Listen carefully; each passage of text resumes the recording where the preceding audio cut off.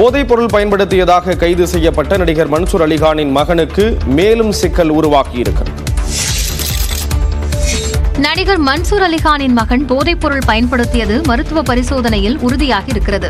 Chennai முகப்பேரில் cellphone செயலி மூலம் கஞ்சா உள்ளிட்ட போதைப் பொருட்களை விற்பனை செய்தது தொடர்பாக தனியார் கல்லூரி மாணவர்கள் 5 பேரை ஜே நகர் போலீசார் கைது செய்தனர். கைது செய்யப்பட்ட ஒருவரின் செல்போனை ஆய்வு செய்தபோது அவர் நடிகர் மன்சூர் அலிகானின் மகனிடம் பலமுறை பேசியது கண்டுபிடிக்கப்பட்டது. இதனைத் தொடர்ந்து நடிகர் மன்சூர் அலிகானின் மகன் துக்லக் மற்றும் அவரது நண்பர்களிடம் விசாரணை நடத்திய காவலர்கள் அவர்களும் போதைப்பொருள் பயன்படுத்தியதை உறுதி செய்தனர். இதையடுத்து துக்லக், ரியாஸ், சந்தோஷ் உள்ளிட்ட 7 பேர் கைது செய்யப்பட்டு புழல் சிறையில் அடைக்கப்பட்டனர். இதனைத் தொடர்ந்து மருத்துவ பரிசோதனை அறிக்கை வியாழக்கிழமை வெளியான சூழலில் துக்லக் கஞ்சா பயன்படுத்தியதற்கான ஆதாரம் உள்ளதாக குறிப்பிடப்பட்டுள்ளது. இதனால் மன்சூர் அலிகானின் மகன் ஆதாரப்பூர்வமாக போதைப்பொருள் பயன்படுத்தியது உறுதி செய்யப்பட்டுள்ளது.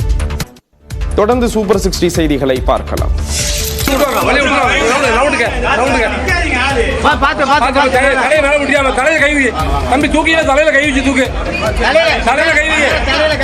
சென்னை மாதவரத்தில் திருமண மண்டபத்தில் லிப்டில் சிக்கியவர்கள் ஒன்றன் பின் ஒன்றாக மீட்கப்பட்ட காட்சிகள் தான் இவை. மாதவரம் அருள் நகரில் உள்ள திருமண மண்டபத்தில் திருமண நிச்சயதார்த்தம் நடைபெற்றது.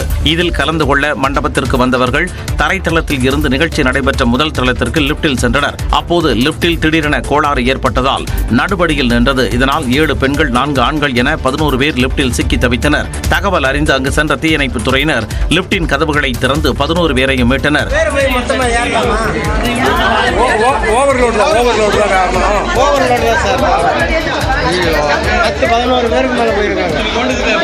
இந்த சம்பவத்தால் திருமண மண்டபத்தில் பரபரப்பு நிலவியது.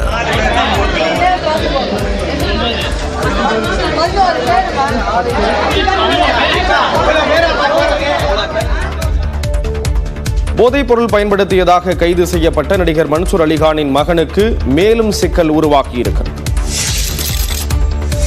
நடிகர் மன்சூர் அலிகானின் மகன் போதைப்பொருள் பயன்படுத்தியது மருத்துவ பரிசோதனையில் உறுதியாகி இருக்கிறது.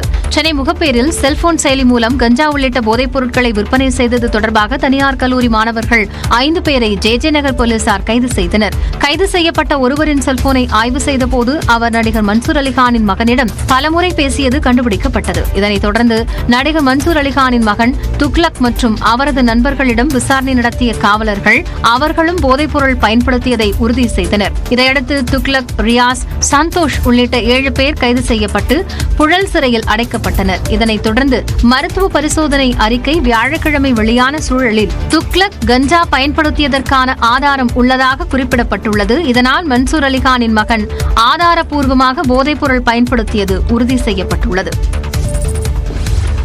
வங்கக்கடலில் நாளை புதிய காற்றழுத்த தாழ்வு பகுதி உருவாக வாய்ப்புள்ளதாக இந்திய வானிலை ஆய்வு மையம் தெரிவித்துள்ளது. கடந்த வாரம் வங்கக்கடலில் உருவான காற்றழுத்த தாழ்வு பகுதி பெஞ்சல் புயலாக வலுப்பெற்று புதுச்சேரி அருகே கரையை கடந்தது. இதன் காரணமாக புதுச்சேரி மற்றும் வட தமிழ்நாட்டில் பலத்த சேதம் ஏற்பட்டது.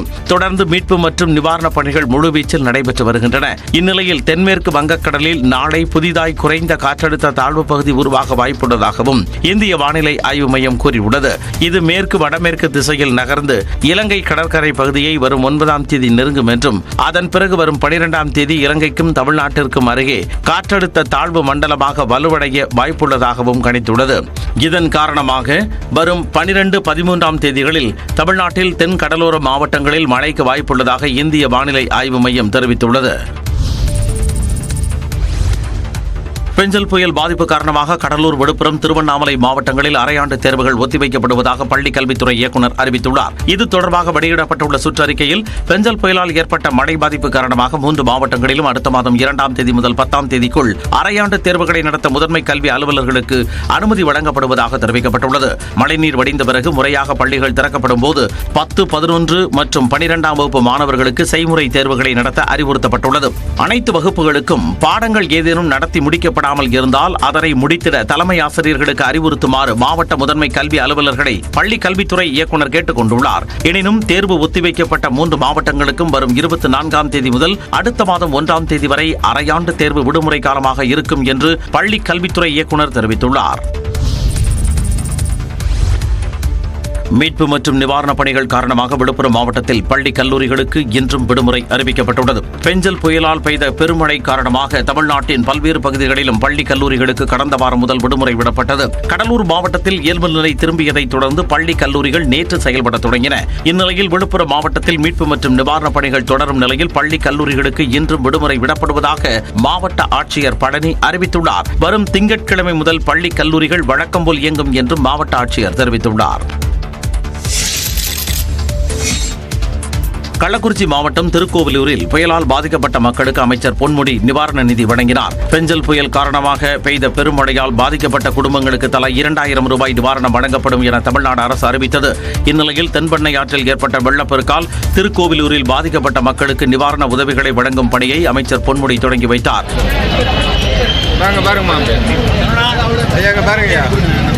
முதற்கட்டமாக 450 பேருக்கு 2000 ரூபாய் நிவாரண நிதி, 5 கிலோ அரிசி, 1 கிலோ துவரம்பருப்பு, 1 கிலோ சர்க்கரை ஆகியவற்றை வழங்கினார். திருக்கோவிலூரில் தொடர்ந்து கணக்கெடுக்கும் பணிகள் நடந்து வருவதாக அமைச்சர் பொன்முடி தெரிவித்தார். கூரை வீட்டில் இருந்தவங்களாம் கொஞ்சம் பேர், அந்த ஓரத்தில் இருந்தவங்களாம் கூரை வீட்டில் இருந்தவங்களாம் இருக்கீங்க. அந்த மாதிரி கூரை வீடு பாதியாக சொல்லமாக சொல்லிச்சு, கதவு இதெல்லாம் போயிடுச்சுன்னு சொல்லி அதெல்லாம் கூட கணக்கெடுப்பாங்க. அந்த மாதிரி கூரை வீடுகள் பழுதடைந்திருந்தால் அவைகளுக்கும் ஒரு 10,000 ரூபாய் தொகை வழங்கப்படும். படிப்படியாக அனைவருக்கும் நிவாரணம் வழங்கப்படும் எனவும் அமைச்சர் பொன்முடி தெரிவித்தார். புயல் வெள்ள நிவாரண நிதிக்கு முதலமைச்சர் மு.க. ஸ்டாலின் தனது 1 மாத ஊதியத்தை அளித்திருக்கிறார்.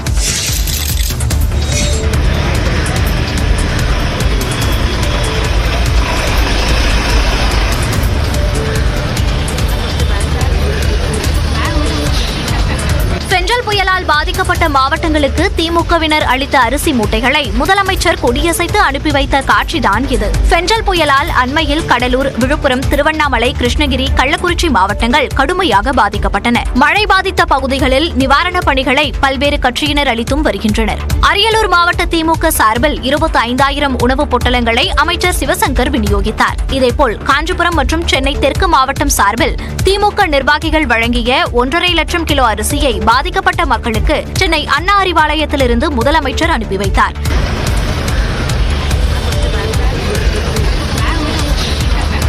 இதனிடையே பெஞ்சல் புயலால் பாதிக்கப்பட்ட மக்களுக்கு நிவாரண உதவிகள் வழங்கும் வகையில் தனது 1 மாத ஊதியத்தை முதலமைச்சர் பொது நிவாரண நிதிக்கு வழங்கினார். பெஞ்சல் புயல் நிவாரண நிதியாக 1 மாத சம்பளத்தின் காசோலையை முதலமைச்சர் ஸ்டாலின் தலைமைச் செயலாளர் முருகானந்தத்திடம் அளித்தார். பெஞ்சல் புயலால் பாதிக்கப்பட்ட 6 மாவட்டங்களைச் சேர்ந்த சிறு வணிகர்களுக்கு சிறப்பு சிறு வணிக கடன் திட்ட முகாம் நடத்தப்படும் என அமைச்சர் பெரியகருப்பன் தெரிவித்துள்ளார். இது தொடர்பாக அவர் விடுத்துள்ள அறிக்கையில், விழுப்புரம், கள்ளக்குறிச்சி, திருவண்ணாமலை, கடலூர், தருமபுரி, கிருஷ்ணகிரி மாவட்டங்களில் பெஞ்சல் புயலால் பாதிக்கப்பட்ட சிறு வணிகர்களுக்காக சிறப்பு சிறு வணிக கடன் திட்ட முகாம்களை நடத்த முதலமைச்சர் மு.க. ஸ்டாலின் அறிவுறுத்தியிருப்பதாக கூறியுள்ளார். மேலும் இந்த சிறப்பு முகாம்கள் கடலூர் மற்றும் விழுப்புரம் மாவட்ட மத்திய கூட்டுறவு வங்கி மூலமாக நடைபெறும் என்றும், முகாம் மூலமாக தகுதியானவர்களுக்கு குறைந்த வட்டியில் 10,000 ரூபாய் முதல் 1 லட்சம் ரூபாய் வரை சிறு வணிக கடன் வழங்கப்படும் எனவும் அமைச்சர் பெரியகருப்பன் தெரிவித்துள்ளார். மேலும் இந்த சிறப்பு சிறு வணிக கடன் திட்ட முகாம்கள் இன்று முதல் வரும் 12ஆம் தேதி வரை நடைபெறும் எனவும் அவர் தெரிவித்துள்ளார்.